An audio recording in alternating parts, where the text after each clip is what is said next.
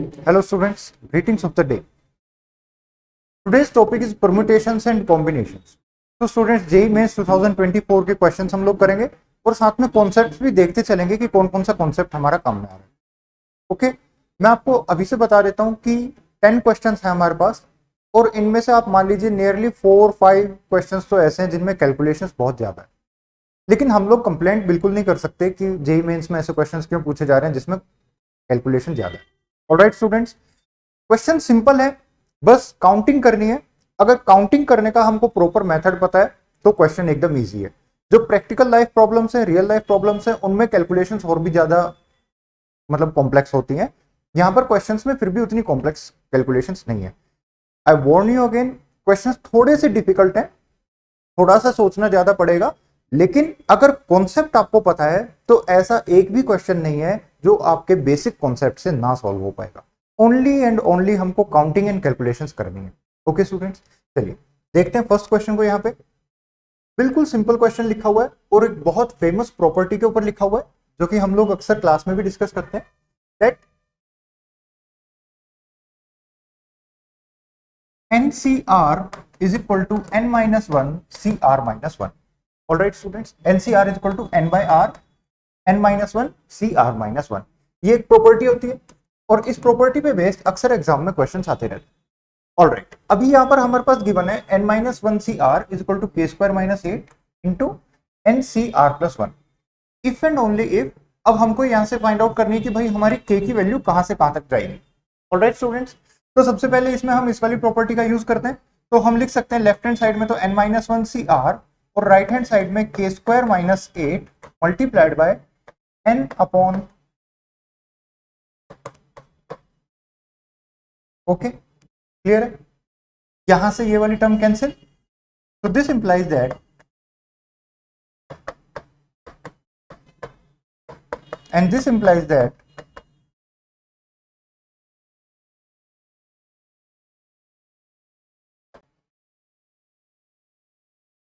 Okay students, तो ये situation है k square is equal to r plus 1 upon n plus 8. Now अब हमको ये देखना है कि एक तो ये दोनों की दोनों क्वांटिटीज हमारी डिफाइंड होनी चाहिए. ऑलराइट, डिफाइंड कब होता है? एनसीआर डिफाइंड कब होता है? जब हमारा r less than equal to n होता है and r is greater than और equal to 0 and at the same time n is also greater than और इक्वल टू 0. n हमारा 0 से लेकर कितने भी मैक्सिमम वैल्यू ले सकता है, लेकिन r जब भी n, r की वैल्यू जब भी रखेंगे n से छोटी होनी चाहिए, तभी हमारा एनसीआर डिफाइन होगा. ऑलराइट, नाउ इस वाले केस में r प्लस 1 है तो हम बोलेंगे r plus 1 is less then और इक्वल टू n. ओके, यानी कि r प्लस 1 की मैक्सिमम वैल्यू कितनी जा सकती है? n. यहां से भी बोलेंगे r is less than equal to n minus 1, that is r plus 1 is less than equal to n.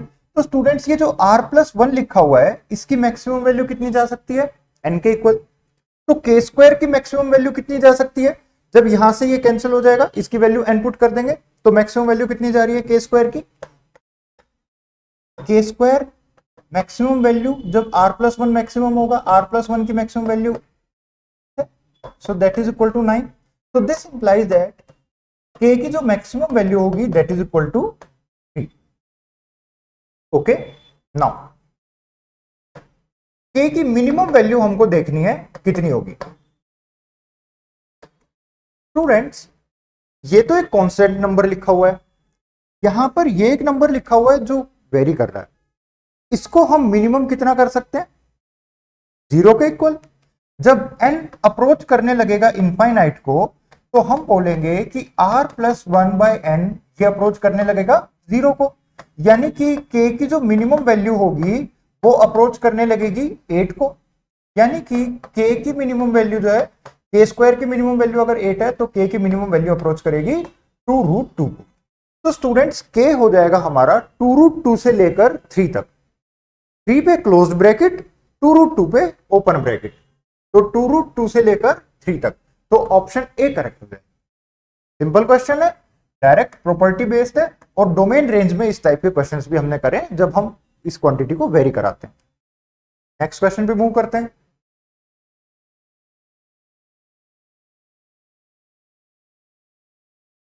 Alpha is equal to 4 factorial पूरे पे factorial divide by 4 factorial raise to the power 3 factorial.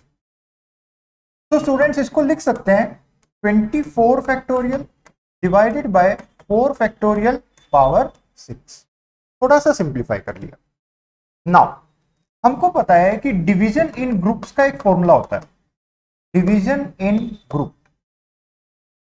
अगर capital N number of quantities हमारे पास हैं और उसको हमको groups में डिवाइड करना है, n1 n2 n3 and so on up to nn, या फिर सो ऑन टू आप बोल सकते हो, फर्दर nn की बजाय कोई और नंबर दे सकते हो इसको nk। तो स्टूडेंट्स डिवीजन इन ग्रुप का फॉर्मूला होता है n factorial divided by n1 factorial n2 factorial n3 factorial and so on up to nk factorial. और ये जब होता है जब हमारा n1 n2 n3 dot dot up to nk सारे के सारे कैसे होते हैं, डिस्टिंक्ट होते हैं, all are distinct and n1 plus n2 plus n3 plus on up to nk is equal to capital N। ये फॉर्मूला होता है हमारा डिवीजन इन ग्रुप्स का। क्या मीनिंग है इसका? n हमारे पास कैपिटल N एक फिक्स नंबर ऑफ क्वांटिटी है, सपोज करिए 20 आइटम्स हैं और उन 20 आइटम्स को हमको ग्रुप्स में डिवाइड करना है।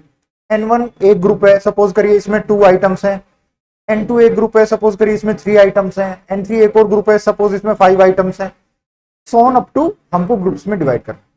ये वाला फॉर्मूला होता है जब हमारे n1 n2 nk सारे के सारे कैसे होते हैं, डिस्टिंक्ट होते हैं। अगर इनमें से कोई 2 सेम हो गए, जैसे n1 और n2 सेम हो गए तो इसमें डिवाइड करेंगे 2 फैक्टोरियल से, कोई 4 अगर सेम हो गए तो डिवाइड करेंगे 4 फैक्टोरियल से, अगर कोई 5 सेम हो गए तो डिवाइड करेंगे 5 फैक्टोरियल से।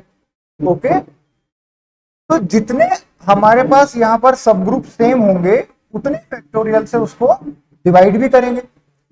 एक्चुअली यहां पर अगर हम लोग देखें तो सपोज करिए अगर 24 आइटम्स को 24 items are divided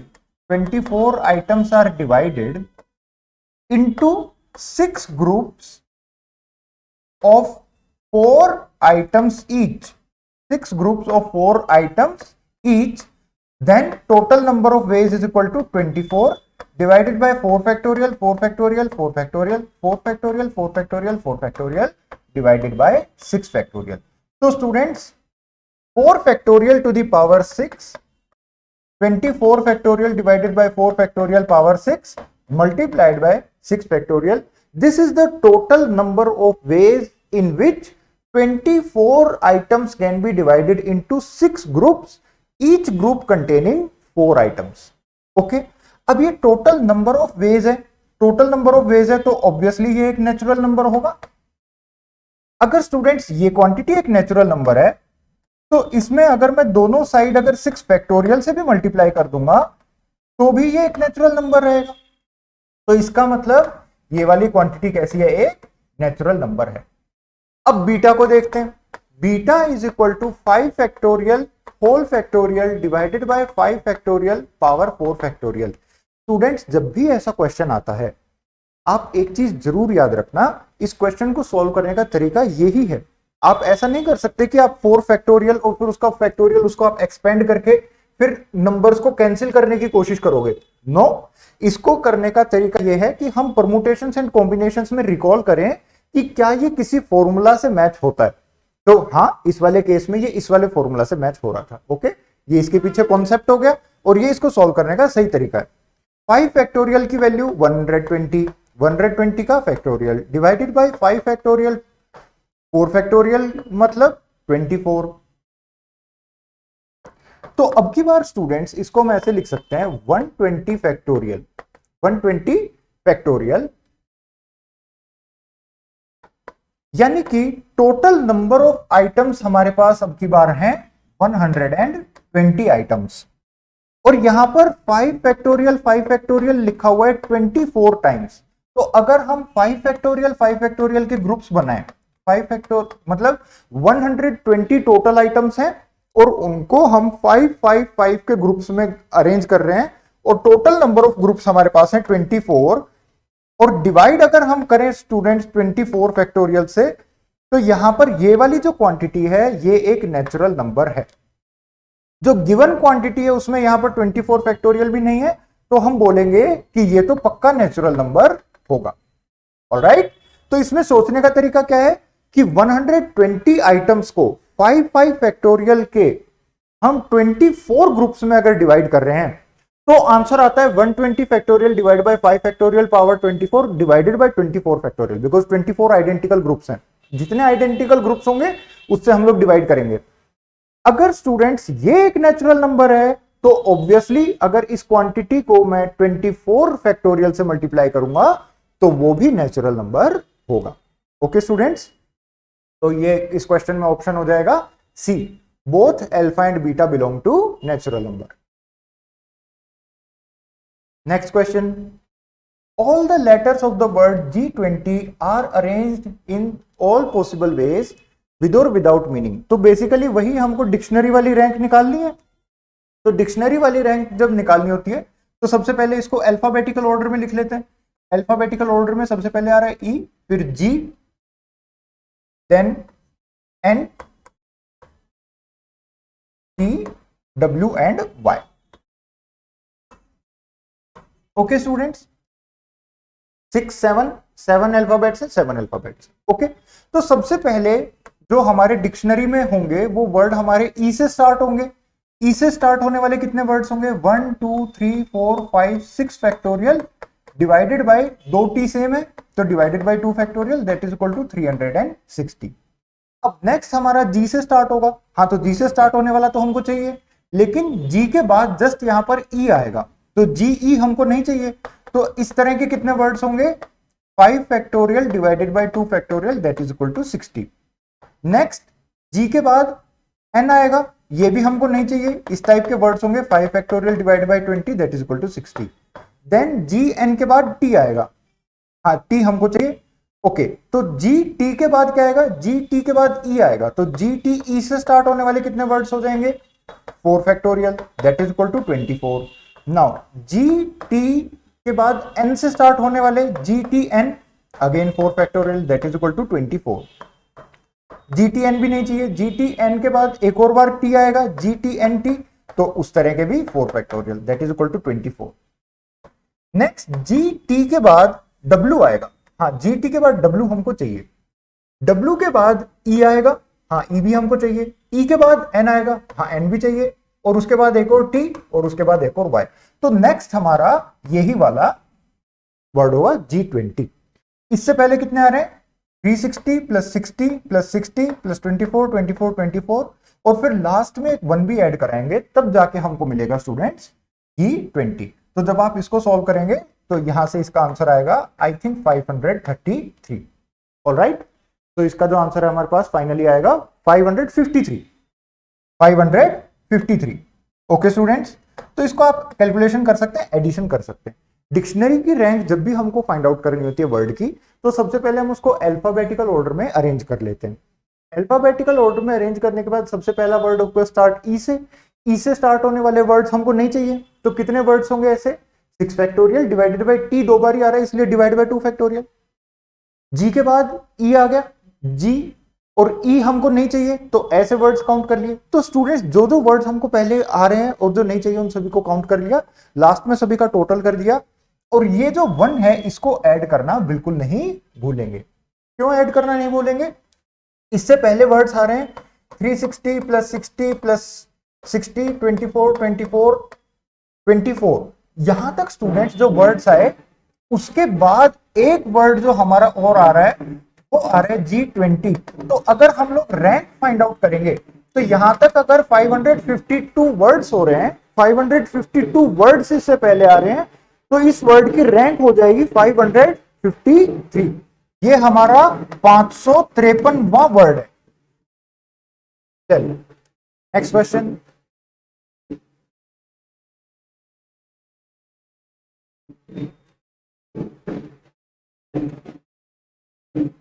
once again students counting based question है जिसमें हमको 8 आइडेंटिकल बुक्स को अरेंज करना है 4 आइडेंटिकल ग्रुप्स में।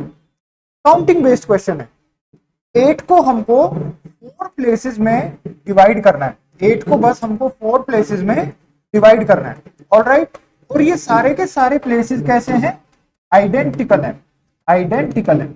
ओके, तो एक मेथड हो सकता है 8 0 0 0, एक मेथड हो सकता है 7 1 0 0, एक मेथड हो सकता है 6 2 0 0, एक मेथड हो सकता है 5 3 0 0, 4 4 0 0। ऑलराइट, ऐसे कर सकते हैं। फिर इसके बाद अब 4 5 अगर यहां पर कर देंगे, 3 5 कर देंगे 0 0, तो वो रिपीट हो रहा है, तो इस वाले केस को नहीं लेंगे। नेक्स्ट, ये हो गए 3 एम्प्टी वाले केस, ये हो गए 2 एम्प्टी वाले केस। अब लेंगे 1 एम्प्टी वाले केस, तो 1 एम्प्टी केस कैसे हो सकता है? 6 1 1 0, 6 1 1 0। इसको एक डिक्रीज कर देते हैं, इसको एक इंक्रीज कर देते हैं, 5 2 1 0, एक डिक्रीज 4 3 1 0, 4 3 1 0। इसको एक और डिक्रीज कर देते हैं 3, इसको एक और इंक्रीज करेंगे तो ये 3 4 1 0 हो जाएगा, वो हमको नहीं चाहिए, तो इसको सेम रखते हैं। अब की बार इसको इंक्रीज करते हैं 3 3 2 0। अब स्टूडेंट्स इसके बाद और कोई केस बन सकता है क्या? इसको और अगर डिक्रीज कर दें तो 2 3 2 3 4, नो 2 3 4 वाला केस नहीं आ रहा है, यहां पे 2 3 3 वाला केस ऑलरेडी हम लोग ले चुके हैं। तो स्टूडेंट्स ऐसे करके हमको इसको डिक्रीज करते जाना है। तो ये हमारे हो गए जब 1 एम्प्टी वाला केस बन रहा है, जब 1 एम्प्टी वाला केस बन रहा है। ऑलराइट स्टूडेंट्स, अब इसके बाद काउंट करते हैं जब हमारा कोई भी एम्प्टी ना हो। ओके, जब हमारा कोई भी एम्प्टी ना हो तो उस वाले केस में बन जाएगा। अच्छा, इसमें एक हमारे पास और बन सकता है 4 2 2 0। मैंने इसको डिक्रीज करने की बजाय सपोज करो इसको इंक्रीज करा 4 2 2 0, तो यहां पर हमारे हो गए 5 1 एम्प्टी वाले केस। तो टोटल यहां पे बन रहा है 10। अब इसके बाद हम लोग चारों के चारों ही फिलअप कर दें, ऐसे केसेस बन रहे हैं 2 2 2 2। बेसिक काउंटिंग ही करनी है हमको। फिर 1 2 3 2, एक केस ये बन सकता है। ओके, और केस क्या बन सकता है? 1 1 4 1 1 4 2, एक केस ये वाला बन जाएगा। ओके, और एक केस बन सकता है 1 1 5 1, एक केस ऐसे बन सकता है। ऑलराइट स्टूडेंट्स, और केस फॉर्म हो सकता है क्या? देखिए 1 1 1 1 और यहां पर हो जाएगा 3 3, तो ये भी एक केस पॉसिबल है। तो स्टूडेंट्स 5 केसेस यहां से, 5 केसेस यहां से, 5 केसेस यहां से, टोटल आंसर हमारे पास कितना आ गया? 15। ये सारे 15 जो है हमारे पास केसेस बन रहे हैं जब हम 8 को डिवाइड कर सकते हैं 4 ग्रुप्स में। काउंटिंग कर रहे हैं, कैसे काउंटिंग कर रहे हैं? पहले जब 3 ग्रुप खाली हैं, 3 ग्रुप खाली हैं यानी कि 3 शेल्फ खाली हैं, उस तरह का एक केस बना। फिर जब 2 शेल्फ खाली हैं तो 2 शेल्फ खाली है, उस तरह के कितना केस बने? 4 केसेस बने। फिर जब एक शेल्फ खाली है उस तरह के कितने केसेस बने? 5 केसेस बने। फिर जब एक भी केस खाली नहीं है, एक भी शेल्फ खाली नहीं है, उस तरह के केसेस बने 5। तो 5 5 4 1। ओके स्टूडेंट्स, अगर वो बोल देता कि शेल्फ हमारे डिस्टिंक्ट हैं, आइडेंटिकल की बजाय डिस्टिंक्ट है, तो फिर हम इसको 4 फैक्टोरियल से या फिर 4 फैक्टोरियल बाय 2 फैक्टोरियल 2 फैक्टोरियल 4, ये तो 1 ही केस हो जाता।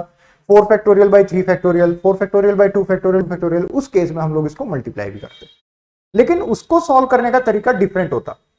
सपोज करिए अगर इसी केस में वो बोल देता कि 8 आइडेंटिकल बुक्स हैं, 8 आइडेंटिकल बुक्स हैं, लेकिन शेल्फ्स हमारे पास डिस्टिंक्ट हैं, शेल्फ्स हमारे पास डिस्टिंक्ट हैं।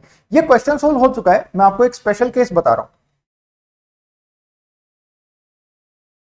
1 2 3 4, एक शेल्फ है X, एक शेल्फ है Y, एक शेल्फ है Z और एक शेल्फ है P। X Y Z P, ये 4 हमारे पास शेल्फ हैं। इन सभी को ऐड करेंगे तो आंसर आना चाहिए 8। बुक्स हमारे पास आइडेंटिकल है, बुक्स है आइडेंटिकल और शेल्फ है डिस्टिंक्ट। तो students this case is very similar to another case. Suppose करो मेरे पास 8 कॉइन्स हैं, 8 कॉइन्स को 4 चिल्ड्रंस में डिस्ट्रीब्यूट करना है। 8 कॉइन्स हैं, उनको 4 चिल्ड्रंस में डिस्ट्रीब्यूट करना है, 4 चिल्ड्रन में डिस्ट्रीब्यूट करना है। चिल्ड्रंस कुछ नहीं होता, 4 चिल्ड्रन में डिस्ट्रीब्यूट करना है 8 कॉइन्स को। तो नंबर ऑफ वेज कितना आएगा, सेम जो अभी हम फाइंड आउट करेंगे। सपोज करो एक और क्वेश्चन है, x plus Y plus Z plus P, 4 हमारे पास वेरिएबल्स हैं, इन 4 वेरिएबल्स का सम आना चाहिए 8। तो नंबर ऑफ वैल्यूज कितनी पॉसिबल है कि ये वेरिएबल्स क्या क्या ले सकते हैं। तो स्टूडेंट्स इस तरह के क्वेश्चन का आंसर आता है n plus r minus 1 p r minus 1। r is equal to number of variables, ये है हमारे पास variables, and n is equal to quantity to be distributed, quantity to be distributed. तो यहां पर हमारे पास 8 क्वांटिटीज को डिस्ट्रीब्यूट करना है, 4 लोगों में डिस्ट्रीब्यूट करना है। सो 8 प्लस 4 माइनस 1 सी 4 माइनस 1। सो 8 प्लस 3 11 सी 3 इसका आंसर आ जाता है। 11 into 10 into 9 divided by 1 into 2 into 3। Okay students, इसको हम सॉल्व कर लेते हैं आगे, तो आंसर आ जाता। क्लियर है, क्वेश्चन समझ में आ गया। चलिए next case, 2 integers x and y are chosen with replacement, जब भी क्वेश्चन में आता है उसमें इंपॉर्टेंट वर्ड्स को आप हाईलाइट कर दीजिए। From the set 0 1 2 3 up to 10 then the probability that x minus Y is greater than 5। ये हमको फाइंड आउट करना है कि इस बात की प्रोबेबिलिटी कि 2 इंटीजर्स का जो डिफरेंस इसमें से हम लेंगे वो 5 से बड़ा आना चाहिए। अगेन केसेस फॉर्म करेंगे। अब जब हम लोग केसेस फॉर्म करेंगे स्टूडेंट्स, तो देखो कैसे बनाएंगे। सबसे पहले आप x की वैल्यू फिक्स करते जाओ। सपोज करो x हमने ले लिया 0। ओके, हमको इस केस में प्रोबेबिलिटी फाइंड आउट करनी है, तो प्रोबेबिलिटी क्या होगी, number of favourable cases upon total number of cases. So x y, अच्छा टोटल नंबर ऑफ केसेस तो बड़े ही आसान है। टोटल नंबर ऑफ केसेस कितने हो जाएंगे, 11 तरीके से हम x को सेलेक्ट कर सकते हैं, मल्टीप्लाइड बाय 11 तरीके से y को सेलेक्ट कर सकते हैं, तो टोटल केसेस 121 है। अब फेवरेबल केसेस काउंट करने पड़ेंगे, x और y। जब x 0 है तो y 6 हो सकता है, 7 हो सकता है, 8 हो सकता है, 9 हो सकता है, 10 हो सकता है। इन सभी केसेस में स्टूडेंट्स x माइनस वाई कैसा आएगा, ग्रेटर देन 5 आएगा। x जब 1 है तो y 7 हो सकता है, 8 9 या 10। x2 y 8 9 10।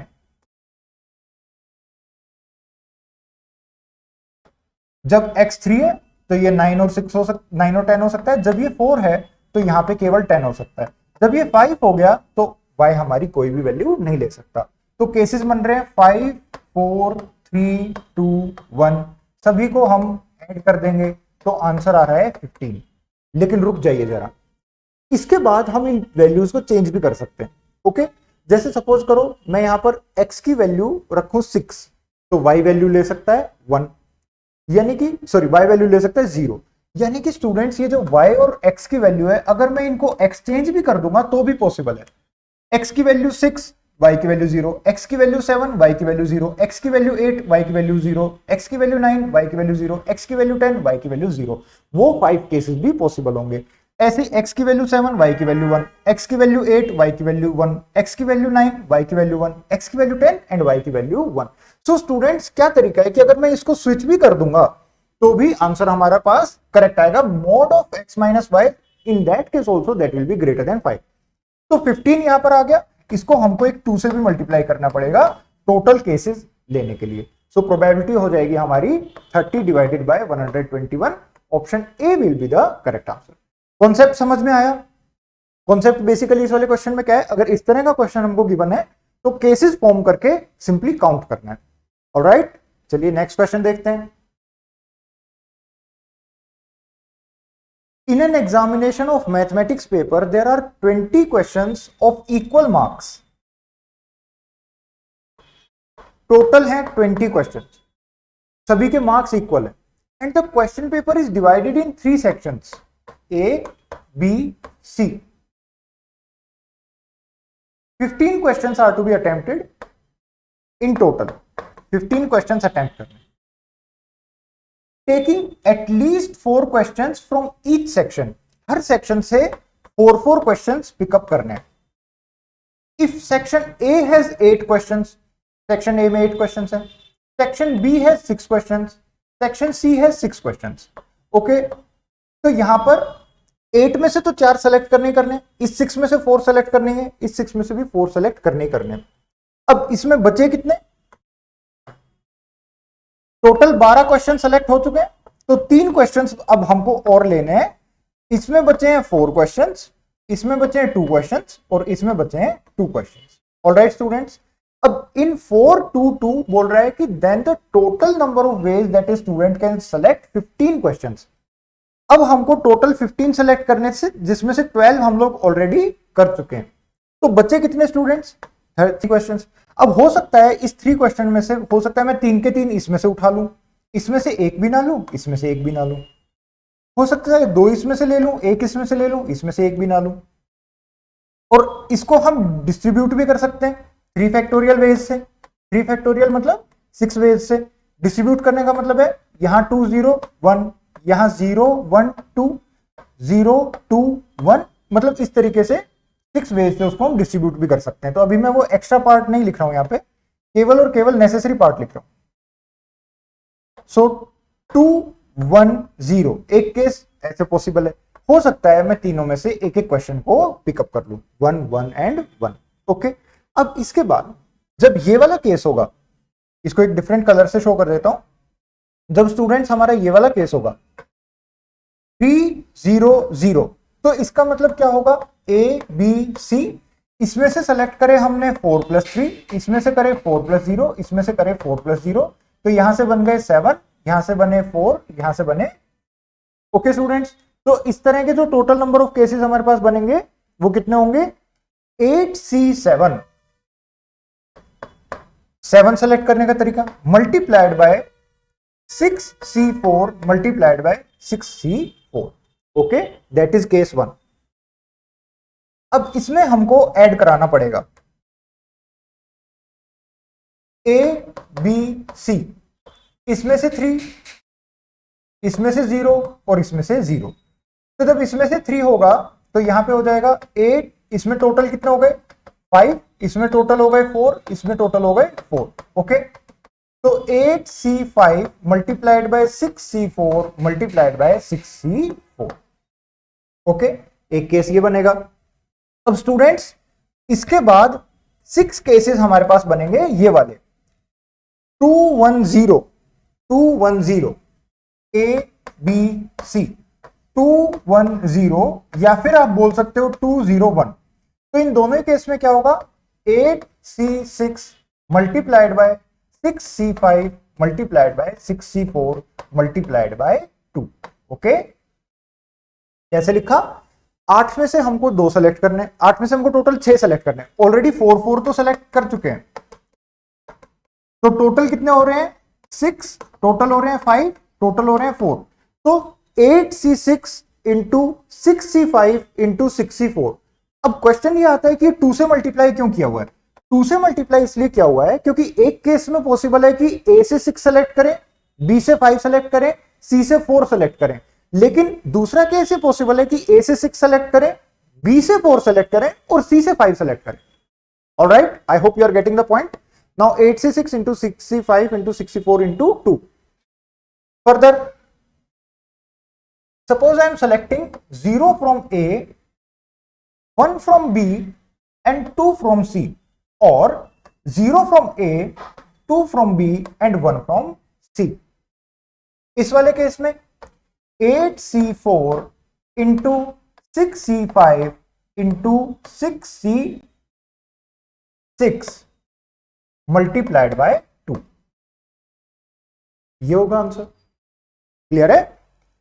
Further A B C, इसमें से अब की बार सेलेक्ट करते हैं 1, इसमें से 0, इसमें से 2, इसमें से 1, इसमें से 2, इसमें से 0। तो 8C5 multiplied by 6C6 multiplied by 6C4 multiplied by 2। तो स्टूडेंट्स ये जो बॉक्स में जो हमारे पास क्वांटिटीज लिखी हुई हैं, इन सभी को जब हम ऐड कर देंगे तो फाइनली हमारा फाइनल आंसर आ जाएगा। ओके, इसको जब आप सिंप्लीफाई करेंगे तो आपको आंसर मिलेगा 11376। ओके, तो इस वाले क्वेश्चन को ऐसे करना था, टोटल केसेस काउंट करके। The total number of words that with or without the meaning that can be formed using the words distribution taken 4 at a time, taken 4 at a time is equal to, इस तरह का question हमने class में किया हुआ है जिसमें हम मैथमेटिक्स के वर्ड्स को सेलेक्ट करते हैं और 4 लेटर वर्ड्स बनाते हैं। ऐसा क्वेश्चन हमने क्लास में किया हुआ है। तो सबसे पहले तो देखते हैं इसमें लिखा हुआ क्या है।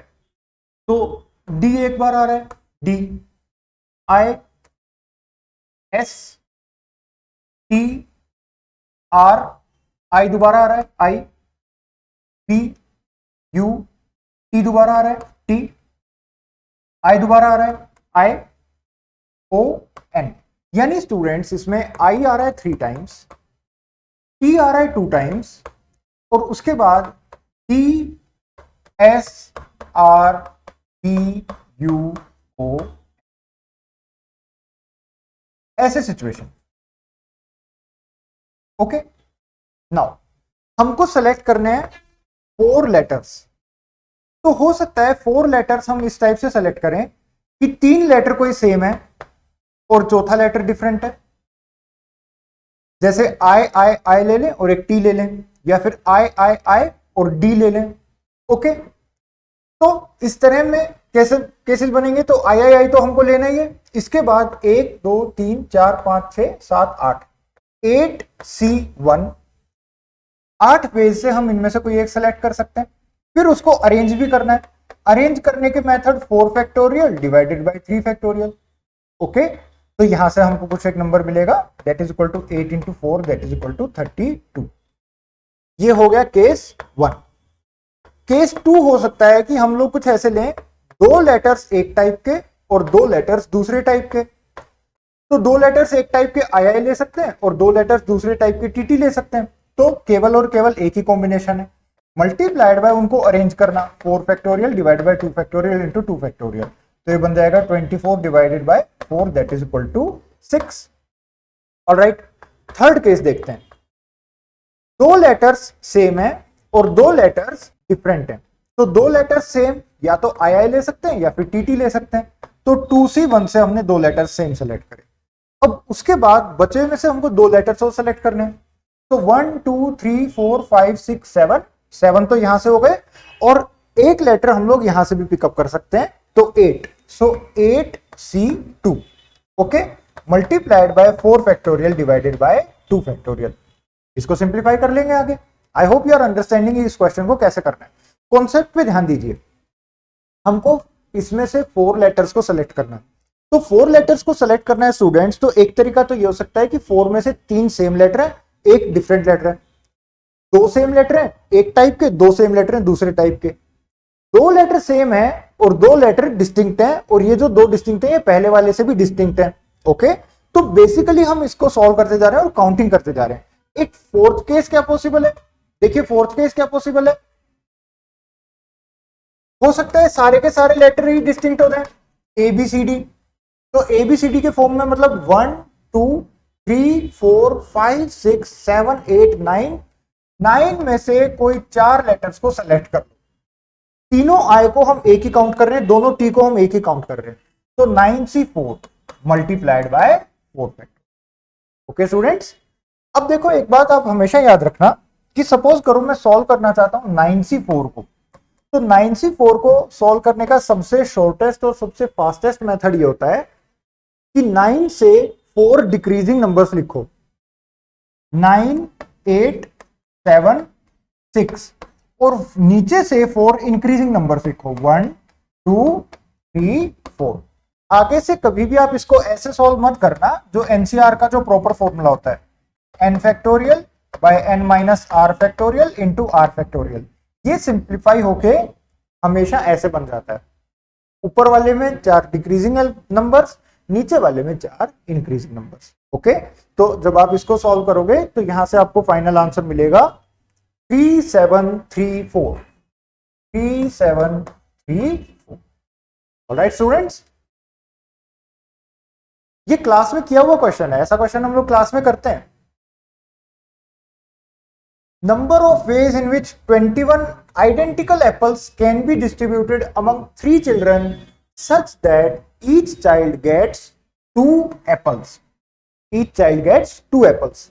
जब भी ऐसा क्वेश्चन आता है कि आइडेंटिकल क्वांटिटी को डिस्टिंक्ट ग्रुप्स में अरेंज करना होता है, तो हम लोग फॉर्मूला यूज करते हैं n plus r minus 1 C r minus 1।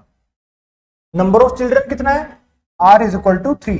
अभी students total number of apples है हमारे पास 21, लेकिन बोलता है कि हर चिल्ड्रन के पास कितना जाना चाहिए? At least 2 apples. तो हम एक काम करते हैं कि इस 21 में से पहले 6 एप्पल्स निकाल लेते हैं और हर चिल्ड्रन को 2 एप्पल्स पहले ही डिस्ट्रीब्यूट कर देते हैं। तो -6 दैट इज इक्वल टू 15। अब हमको 15 एप्पल्स को डिस्ट्रीब्यूट करना है और एटलीस्ट वाली कोई कंडीशन नहीं है, क्योंकि एटलीस्ट वाली कंडीशन को हम ऑलरेडी फुलफिल कर चुके हैं। तो आंसर आ जाएगा 15 plus 3 minus 1 C3 minus 1 that is equal to 17 C2 that is equal to 17 into 16 divided by 1 into 2। ऊपर से 2 डिक्रीजिंग नंबर, नीचे से 2 इंक्रीजिंग नंबर। तो 17 इंटू 8 और 17 8 से कितना होता है? 136। तो आंसर कितना आ गया? Option D. Most important question है, इस टाइप का क्वेश्चन बहुत बार रिपीट होता है। ये बस फॉर्मूला हमको याद रखना है, ये इसके पीछे कोर कॉन्सेप्ट है, कॉन्सेप्ट को पकड़ के रखना है। Okay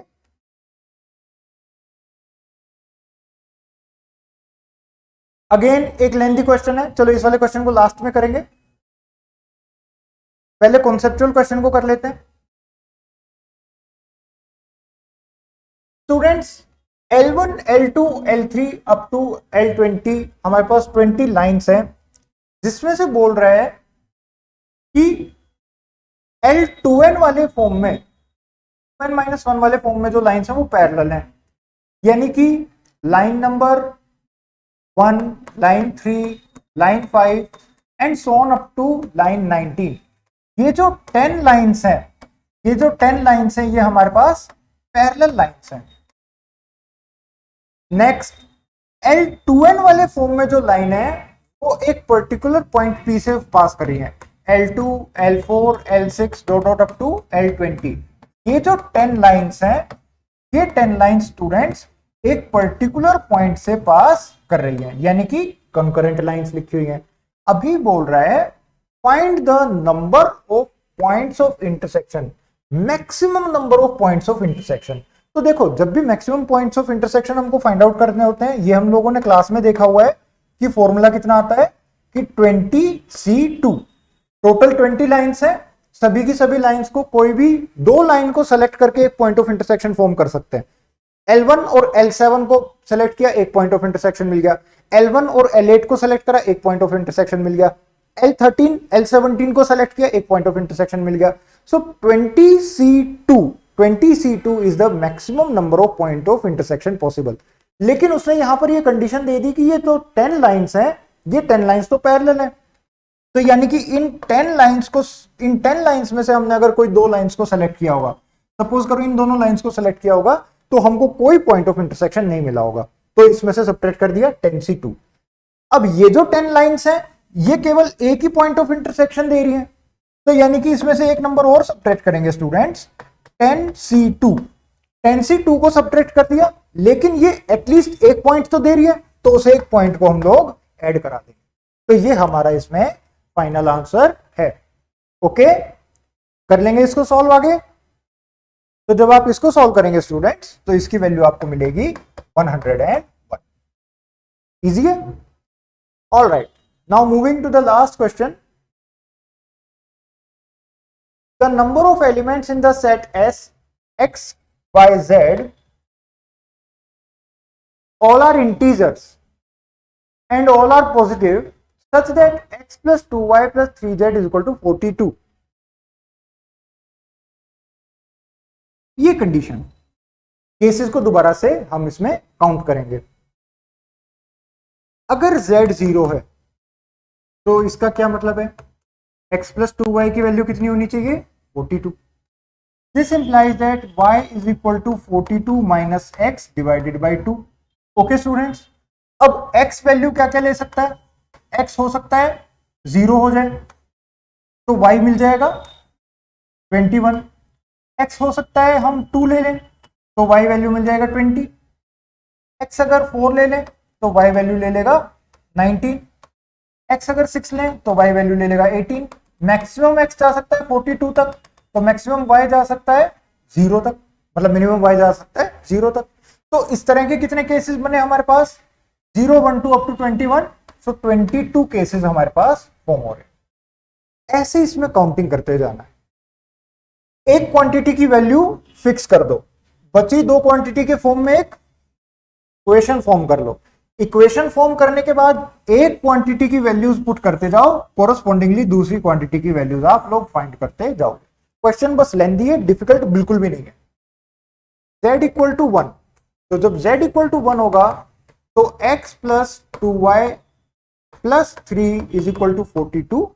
this implies that x plus 2y is equal to 39 and this implies that students y is equal to 39 minus x divided by 2। अब की बार x और y की वैल्यू डिफरेंट कलर से शो करते हैं। x इक्वल टू 0 नहीं हो सकता, x अगर 0 हो जाएगा तो ये 39 by 2 बन जाएगा, तो इंटीजर नहीं बचेगा। तो x की वैल्यू 1, कोरस्पॉन्डिंगली y की वैल्यू कितनी मिलेगी हमको, 38 by 2 19, x की वैल्यू 3, y की वैल्यू 36 by 2 18, x की वैल्यू 5, y की value 17, and so on students जाएंगे जब तक y की वैल्यू कितनी ना मिले हमको, 0 ना मिले। और 0 कब मिलेगी, जब x की वैल्यू होगी 39। तो यहाँ पे 22 केसेस है, यहाँ पर कितने केसेस हो गए, 20 केसेस हो गए। 22 के बाद कितना आ रहा है, 20। थर्ड केस,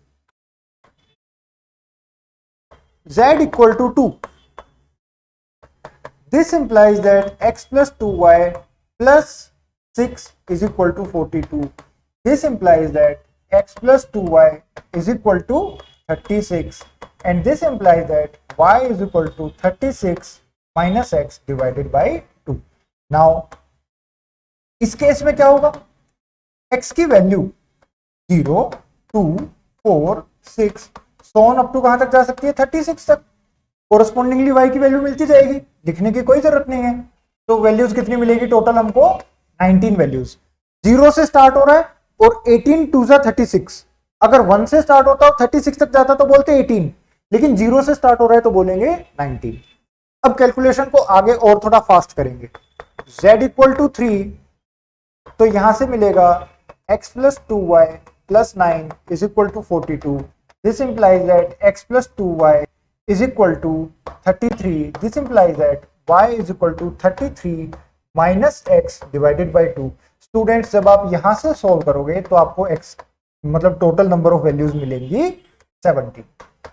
ओके, यहां से वैल्यूज मिलेंगी 17। कैसे मैंने कैलकुलेट करा इसको, x की वैल्यू कहां तक जा सकती है, x हो सकता है 1 3 5 7 9 11 and so on up to 33 तक। तो अगर 33 तक जा रहा है 1 से स्टार्ट होके, तो 17 2 जा 34 होता है। यहां पर इक्विवेलेंट टू 0 से स्टार्ट हो रहा है, 1 भी इंक्लूडेड है, तो हम बोलेंगे कि यहां पर कितने वैल्यूज आ रही है, 17। अब इसके बाद देखो यहां पे एक चीज ऑब्जर्व करो, 22 प्लस 20 प्लस 19 फिर 17। आगे भी जब इसको सॉल्व करेंगे तो हमको मिलेगा 22 plus 20 plus 19 plus 17 plus 16 plus. अब देखो इसमें हम लोग कंसेक्यूटिवली ऐड करते जा रहे हैं, लेकिन जो भी नंबर हमारा 3 की टेबल में आ रहा है, जैसे 21 जैसे 18 और यहां पर स्टूडेंट्स जैसे 15, वो वाले नंबर्स हमारे इस सीक्वेंस में नहीं आ रहे। हर बार जब भी ऐसा क्वेश्चन आता है कुछ ना कुछ ऐसे करके पैटर्न बन रहा होता है, वो पैटर्न हमको ऑब्जर्व करना होता है। तो हमने जब 4 वैल्यूज फाइंड आउट करी तो उसके बाद हमने ऑब्जर्व किया कि जो 3 की टेबल में आ रहा है वो हमारे एडिशन में नहीं आ रहा। तो कैलकुलेशन को आप शॉर्ट करने के लिए इसके आगे और कैलकुलेशन ना भी करें तो आपका काम चल जाएगा। 22 20 19 17 16 15 छोड़ दो, 14 13 12 छोड़ दो, 11 10 9 छोड़ दो, 8 plus 7 leave the 6, 5 plus 4 leave 3, 2 plus 1। This will be your final answer. तो इसको जब आप ऐड करेंगे, जब सॉल्व करेंगे तो आपको फाइनल आंसर मिलेगा 169। ओके स्टूडेंट्स, तो यहां से हमको पता चला कि जब भी इक्वेशन गिवन होती है साथ में मल्टीपल्स भी गिवन है, तो एक तरीका उसको सॉल्व करने का ये हो सकता है कि हम लोग उसमें एक नंबर जो है उसकी वैल्यू पुट करते जाएं, बचे 2 नंबर्स में एक इक्वेशन फॉर्म होगी, उस इक्वेशन को हम लोग सॉल्व करते जाएं और फिर इसके बाद यहाँ से एक पैटर्न बनेगा, उस पैटर्न को ऑब्जर्व करके एक लिस्ट बना ले पूरी की पूरी, और फिर उन सभी नंबर्स को ऐड करेंगे तो फाइनल आंसर मिल जाएगा। ओके स्टूडेंट्स, तो ये हम लोगों ने देखे परम्यूटेशंस एंड कॉम्बिनेशंस के जेईई मेंस 2024 के questions. Most of the questions एक रिपीटेड कॉन्सेप्ट पे आते हैं जो क्लास में हम लोगों ने करा हुआ है। NCR is equal to N/R n-1 CR-1, ये कॉन्सेप्ट हमने क्लास में किया हुआ है। Total number of veg n plus R-1 CR-1, इसके ऊपर बेस 2 क्वेश्चन आए हुए हैं। ओके, तो बाकी जो क्वेश्चन है वो बेसिकली काउंटिंग बेस्ड क्वेश्चन है। डिस्ट्रीब्यूशन वाला जो क्वेश्चन था वैसा सेम क्वेश्चन हम लोग करते हैं, जिसमें से हम मैथमेटिक्स वाले वर्ड्स को सेलेक्ट करके फॉर्म करते हैं। तो क्लासेस में जो हम लोग करते हैं लगभग उसी में से क्वेश्चंस रिपीट होते हैं। बेसिक कॉन्सेप्ट है, उन्हीं पर आप ध्यान दीजिए और ऐसा रहेगा। Okay, thank you very much for your time.